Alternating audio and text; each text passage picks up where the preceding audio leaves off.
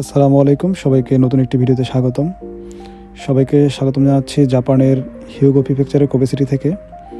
আমি মূলত জাপানে একটি ল্যাঙ্গুয়েজ প্রোগ্রাম এসেছিলাম। আমার কোর্সটি ছিল মূলত 2 বছরের। তো আমার এই কোর্সের প্রায় শেষের দিকে সময় এখন। আমাদের খুব শীঘ্রই সুৎসুগিও শিখি অর্থাৎ বিদানুষ্ঠান হয়ে যাবে। তাই বিদানুষ্ঠানের আগে আমাদের ল্যাঙ্গুয়েজ একাডেমি থেকে সবাই মিলে আমরা যাচ্ছি একটি শিক্ষা সফরে। তো আমরা কোবে সিটি থেকে যাচ্ছি শিগা প্রিফেকচারে। শিগা প্রিফেকচারের কোকা শহরের শিগারাকি চৌমাকি নামক একটি জায়গায়। তো আমরা মূলত সবাই বাসে করে যাচ্ছি, সাথে আমাদের শিক্ষকরাও আছেন।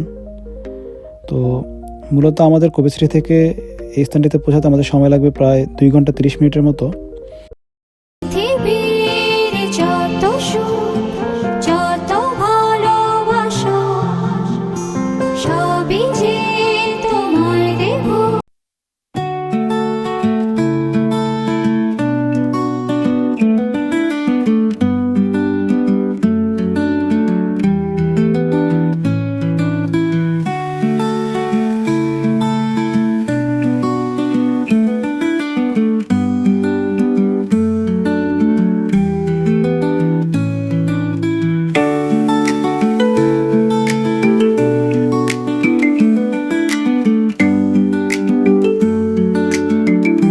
তো শিগা প্রিফেকচারটা তো মূলত এখানে যে জায়গাটাতে আমরা যাচ্ছি সেখানে অনেকগুলো ছোট ছোট ভাস্কর্য তৈরি করা আছে। আমি শুনতে পেরেছিলাম ম্যাডামদের কাছ থেকে। সেই স্থান সম্পর্কে আমার তেমন একটা ধারণা নেই, গেলে হয়তো বা বুঝতে পারবো।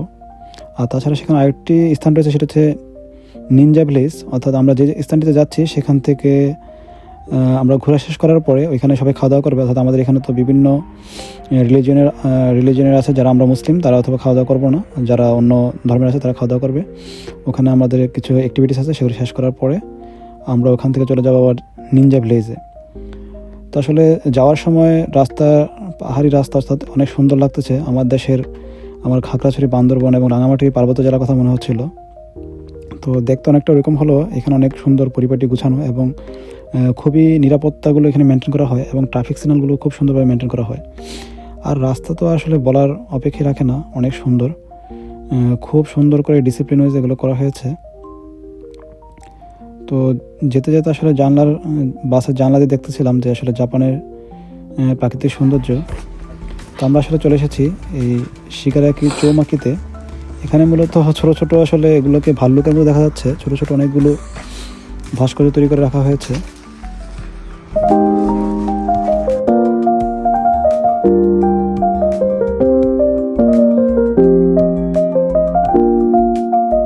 অমুসলিম দেশে বসবাস করি, তাদের সংস্কৃতি এবং তাদের বিশ্বাসকে আমাদের শ্রদ্ধা করতে হয়। আসলে সেই দৃষ্টিকোণ থেকে আমাদের সেখানে ঘুরতে আসলে অনেক কিছু জানা যায়, অনেক কিছু শেখা যায়। তো আশেপাশে যে ভাস্কর্যগুলো তৈরি করা আছে এগুলো আসলে মূলত বিভিন্ন জীবজন্তুর ভাস্কর্য। জায়গাটা দেখতে আসলে মূলত অনেক সুন্দরই। তবে এখানে আসার পরে বুঝতে পারলাম যে আমাদের কোবে সিটির তুলনায় এখানে ঠান্ডাটা অনেক বেশি। তো আমরা মূলত আসলে আগে বুঝতে পারিনি, তো জন্য শীতের কাপড় তেমন টানা হয়নি। তো প্রচণ্ড শীত লাগছে। দেখুন এই যে গাছটা, এটা একদম দেখতে মনে হচ্ছে গাছটা মারা গিয়েছে, কিন্তু গাছটাতে ফুল ফুটেছে। আসলে এটা থেকে একটা শিক্ষা যে পৃথিবীতে আপনি যখন ভাববেন যে শেষ হয়ে গেছেন একদম, আসলে আপনি যদি আবার শুরু করেন তাহলে আবার নতুনভাবে সেজে ওঠা সম্ভব।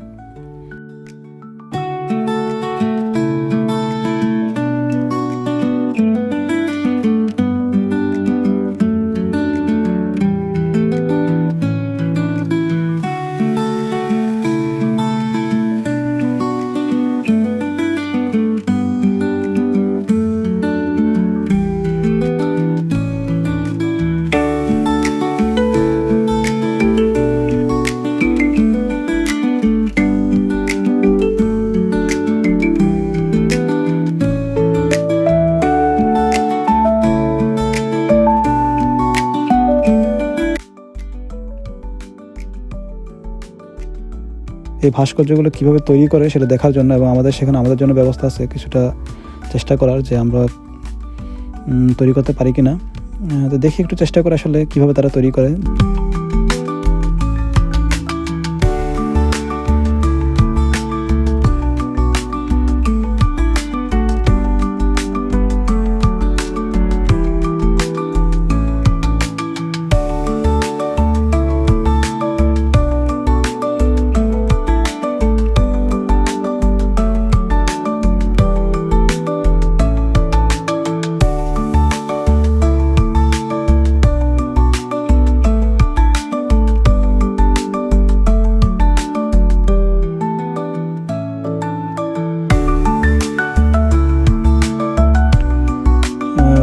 প্র্যাকটিক্যাল আসলে কোনো কাজ করার আসলে অনেকটা আনন্দ পাওয়া যায়, গ্রুপ ওয়ার্ক যেটাকে বলে। তো জাপানিজ আসলে প্র্যাকটিক্যালি গ্রুপ ওয়ার্ক করে। তো আমাদের এখানে তো এগুলো করা শেষ। তো আমরা এখন যাচ্ছি যে এই ভাস্কর্যগুলো তৈরি করার পর যেখানে এগুলো পোড়ানো হয় সেটা দেখার জন্য।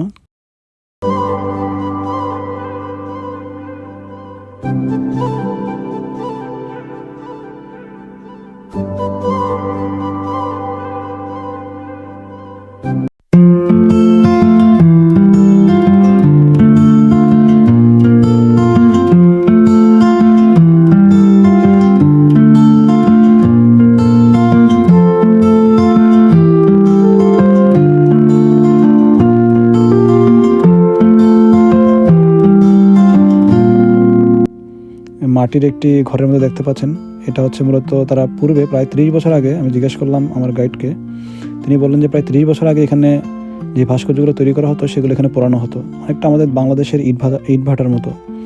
কিন্তু এখন আসলে জাপান অনেকটা এগিয়ে, অনেক অত্যাধুনিক প্রযুক্তি বের হয়েছে, তাই তারা এখন এগুলো আর এখানে পোড়ানো হয় না, এখন অত্যাধুনিক মেশিনের মাধ্যমে এগুলো পোড়ানো হয়, সময়ও খুব কম লাগে।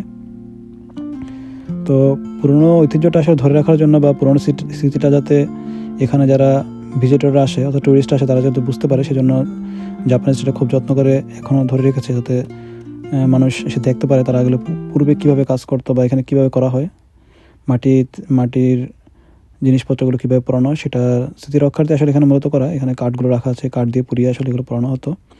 তো এটা আমাদের এখানে দেখানো হলো। তো আমাদের এখানে আসলে মোটামুটি ঘোরা শেষ। আমরা খুব শীঘ্রই সবাই বাসে উঠে যাব, কারণ আমরা এখন যাব হচ্ছে নিনজা ভিলেজ, যেটা এখানকার সবচেয়ে বিখ্যাত প্লেস। আসলে গাছের পাতাগুলো সবুজ, অনেক ভালোই লাগছিল। রাস্তাটা একদম অনেক দূর চলে গেছে, পাশে পাহাড়, সুন্দর একটা পরিবেশ।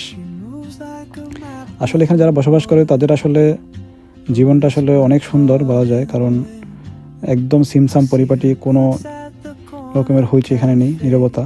তো যাই হোক, আমাদের এখানে আসলে ঘোরা শেষ, আমি এখন বাসে উঠে যাচ্ছি।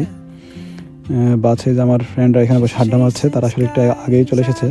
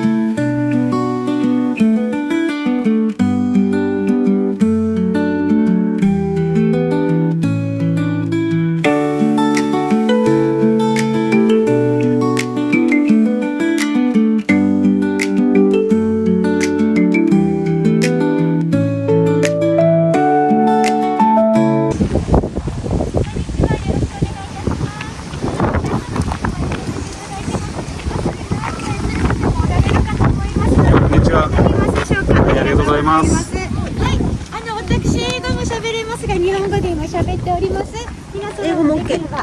英語も OK？ はい、大丈夫ですよ。1枚かな。2枚やったらちょっと誰かに渡していただきます。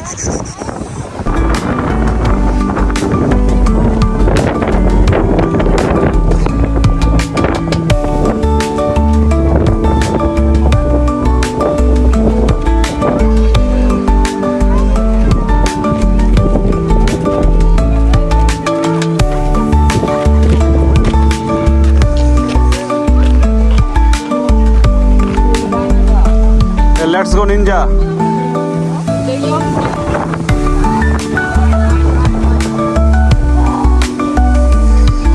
めっちゃ寒いね。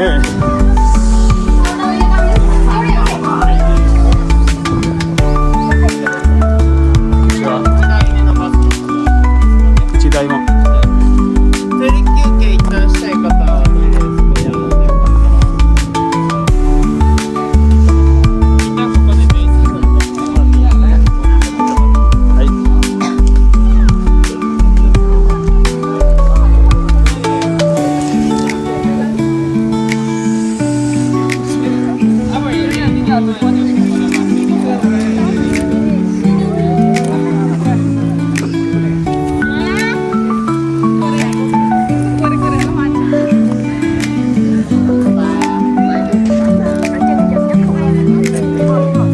どう今日は今日旅行はどう楽しい楽しくないどうして寒いですね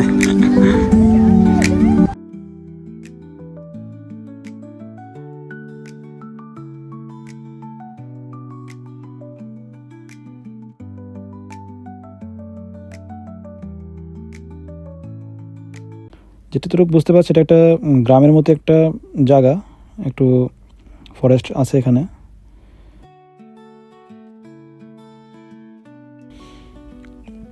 সবাই একটু খুবই এক্সাইটেড কারণ নতুন জায়গা নতুন পরিবেশ কি অথবা এখানে আছে সবার মধ্যে একটি আগ্রহ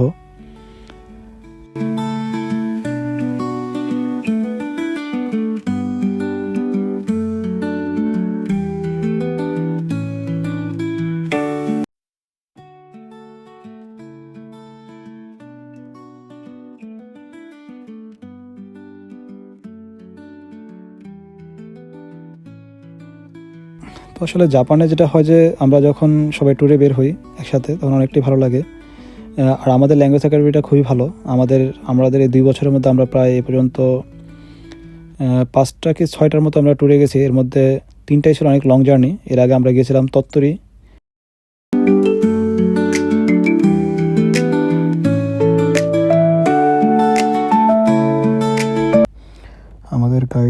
আমাদের গাইড করছেন এখানে ভিতরে কি করা যাবে এবং কি করা যাবে না জাপানের প্রত্যেকটা টুরিস্ট স্পটে আসলে কিছু রুলস এবং রেগুলেশন থাকে সেগুলো আমাদেরকে খুবই ভালোভাবে শুনতে হয় এবং সেগুলো মেনটেন করতে হয় কারণ জাপান একটা ডিসিপ্লিন কান্ট্রি তা আমরা সবাই মনোযোগ সহকারে শুনছি যে এখানে ভিতরে আমরা কী করতে পারবো না এবং এখানকার ইতিহাস সম্পর্কে তিনি আমাদেরকে বিস্তারিত বলছিলেন